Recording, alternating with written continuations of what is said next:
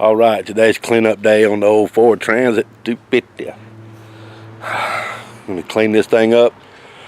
I'll kind of give you a little tour once it's clean, and show you how we operate. We're kind of like the lazy expediters. I'll explain what I mean by that later, maybe in this video, maybe not, but I will explain a little bit more about how we operate and what expediting is to us. Alrighty, here we are inside the back of the van. I'm gonna go ahead and start showing you guys what we have set up in here. Alright, no further ado. Here's the front. We have all the essentials: a duster, blinder for the window, little pack of toothpicks up there. Above there we keep our paperwork on that side, and over here we keep some paper towels there. And here's the front. There's our communication with our carrier. Just a normal Transit 250. Here we have curtains set up across here to separate.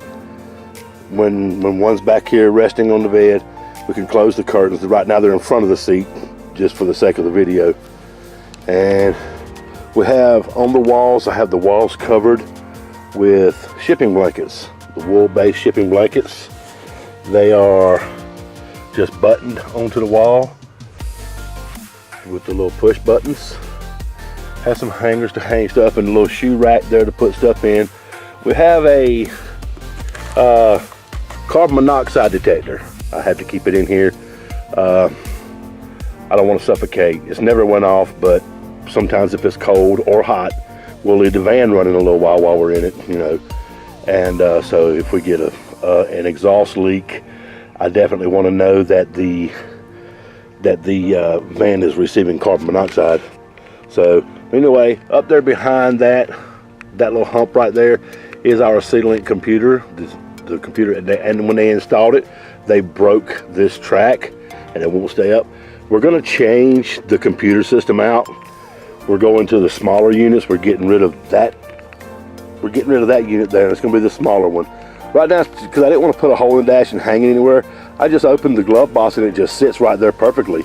So, and there's enough room for our legs in between there. Sometimes it gets a little cramped, but then we turn sideways and throw a leg up right there. So, but anyway, that's what that is. They're going to change that out, and then the computer will no longer be needed. And then I'm going to just toggle bolt this track in place, and I'll take that tape off of it. It's a little gaudy looking, but nobody sees the inside of the van but us. This is the first time we've ever shown anybody. Got a little bag here that's got my drones in it. And up here we have strap. This strap is really, really tight. It's like a banjo string. If I'm back here doing something and she's driving, I can hold on to this. And it keeps me sturdy. Plus, whenever we have I'll explain that in a second, then I'll explain the strap, its purpose now. The chains are when we lift the bed, we hook the chains onto the plywood, and it holds half the bed up in position. So let's go to the bed part. Here's our full-size bed. It's full-size, 2 4-inch sections, where there's actually 4 2-inch sections of memory foam, but they come as 4-inch. That's got part of the shipping blanket on it. That's what that black stuff is on there. Because I threw one on it earlier, and it sticks. So how this bed works, I'm doing this by myself. Amy's in the house. So how this bed works is, let me see if I can get this right. This part lifts up, and it will lift all the way up into a seated position, like a futon. And when it's down, it sits on top of these ottomans. And guess what's in the ottomans? Yeah, you guessed it, our clothes. That's a his and that's a hers. His and hers. We have wall-to-wall carpet back here, all the way from the seats to the back door. All the carpet is removable up to the bed, the point of the bed frame. And the bed frame is at this point. It's at the 101-inch mark, I think. So that we have 101 inches. Let me think. No, I think we have 105 inches. We have 105 inches, whatever It's 8 foot. Sorry about that. It's 8 foot 8 inches. We're required by our carrier to have 8 foot 6 inches, and we have 8 foot 8 inches. But the carpet does remove. It is removable, and there's our E-tracks. So, but the carpet is to dim the sound, but it also keeps it warmer in here, and so do the shipping blankets. They do. There's an inverter. It constantly plugs up right there, and that's just for charging my batteries for my drill, and if I need to charge my camera batteries, I can plug into it. It's only a 350 watt, but that's maximum, 750 peak. If we look back there between the ottomans, I have a little table there for my laptop that I can sit on the bed, put the laptop on it so that it doesn't overheat. You can see the bed frame there. Beyond it, the 2x4, that's the bed frame. And the ottomans, when we have a full load, check this out. The ottomans will slide under the bed. Yes, sir, buddy, under the bed. You see all that room back there, maybe?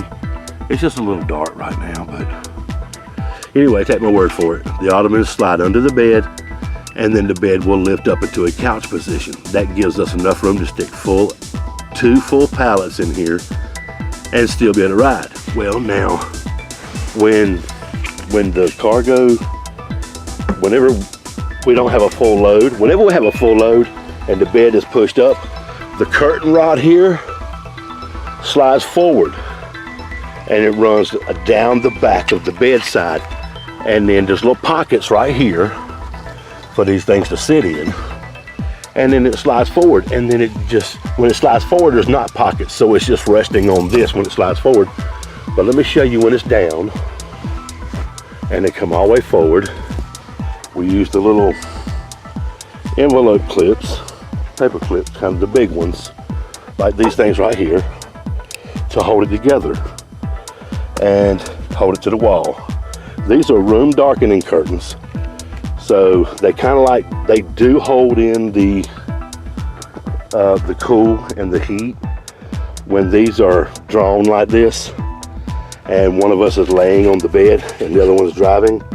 With the air conditioner going, it'll get plumb icy on that bed, in the bed area. Same thing for the heat. Same thing for the heat.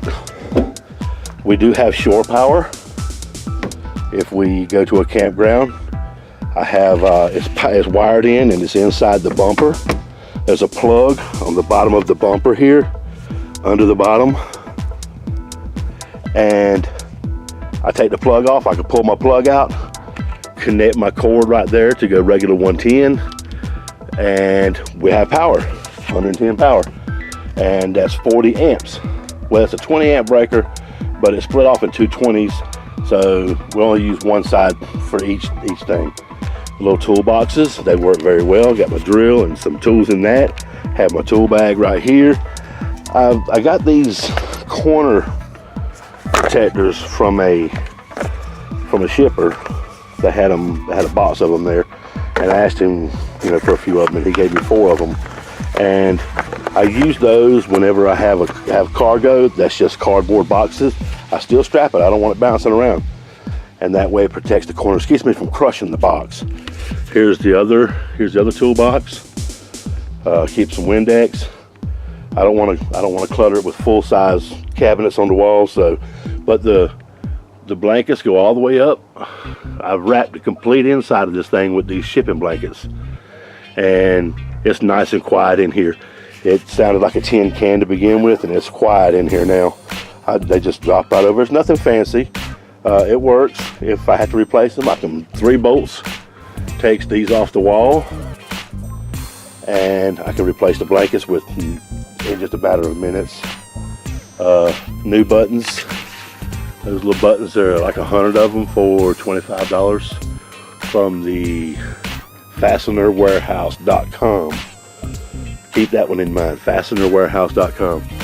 But the straps, I have more straps. I have straps in here for my E-track.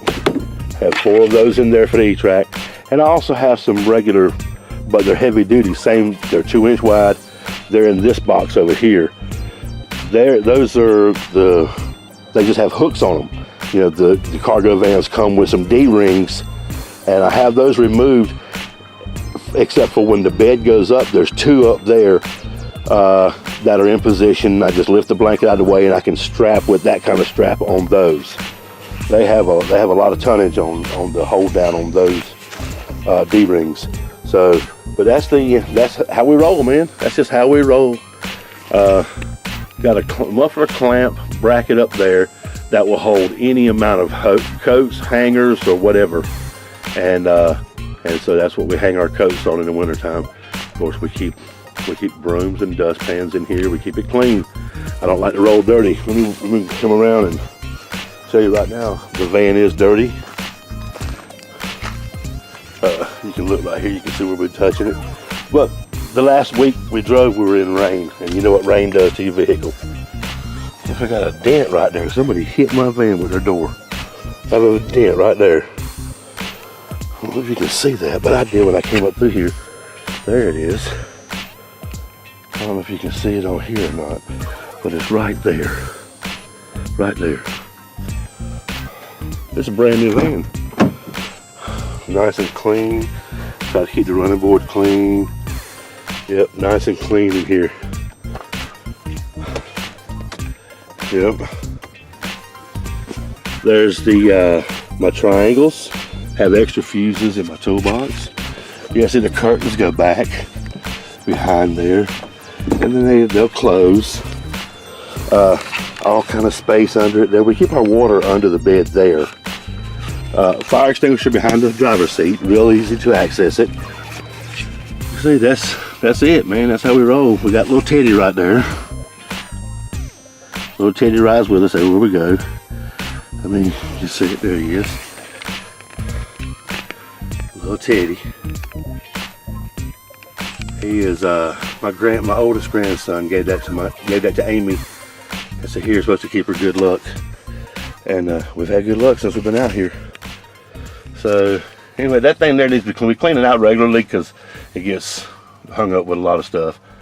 But it was long. We cut it off and then put the backside on the backside. It's got stuff in it too. We don't use regularly. You see my peanut butter. I like peanut butter. So I got some of that. Toothpaste and toothbrush in here. We have a bag that we take into the hotels or into the showers with us. That's got all of our stuff in it that we need. But I'm a freak about brushing my teeth. I don't like my mouth to dry out and I don't drink a lot of drinks, so I don't get sugary, sticky in my mouth. But you know, if we take a nap for a couple hours, when I wake up, I'm brushing my teeth and spitting in the parking lot somewhere. And of course, we keep waters. You know, we always have a couple gallons of water on the truck and a lot of bottled water to drink in the smaller bottles to keep the door panels clean. We don't keep a lot of stuff in them. Yeah. So, but anyway, this is how we roll. That's our sleeping quarters right there. And we use it, but we stay in hotels. I call myself the lazy trucker because the lazy expediters, because we don't roll out. We don't roll out like most of you guys do. Most of you guys are hardcore. Stay with it. You have to understand, Amy and I are semi-retired. We just didn't want to spend all of our retirements when I'm only 56.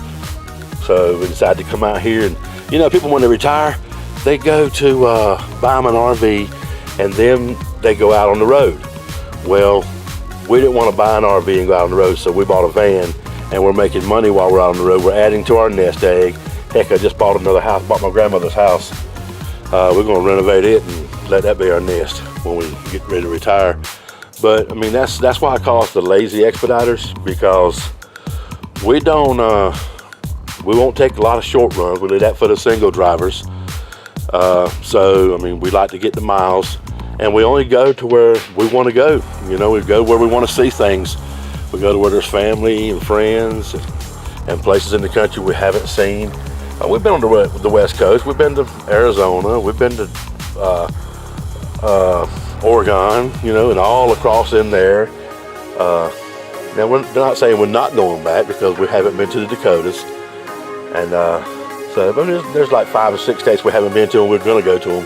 But I mean, it's like our retirement, you know. This is what we're doing. All right, we're going to call this one quits. And like I said, I hope you guys enjoyed it. We appreciate you watching. Like and subscribe. Don't hit the don't like button. That's rude. That's rude. How many people got useless lives and all they do is just hit that unlike button? Yeah, if you don't like it, just don't like it. But that doesn't mean you have to hurt somebody's feelings. Don't hurt my feelings. Okay, all right, check it out.